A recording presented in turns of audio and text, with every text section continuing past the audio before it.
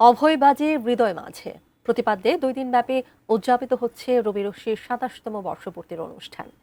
রাজধানীর জাতীয় জাদুঘরে প্রথম দিনের আয়োজনটি শুরু হয় বিকেল 5:30টায়। রবি রশ্মির শিল্পীদের সমবেত কণ্ঠে জাতীয় সঙ্গীত পরিবেশনার মধ্য দিয়ে শুরু হয় আয়োজনের প্রথম পর্ব। এরপর তাদের কণ্ঠে বেজে ওঠে গীতি আলেখ্য প্রেমের জোয়ারে ভাসাবে বেহারে। পাঠ করা হয় রবীন্দ্রনাথ ঠাকুরের কবিতা, সঙ্গে পরিবেশিত হয় একক গান ও নাচ।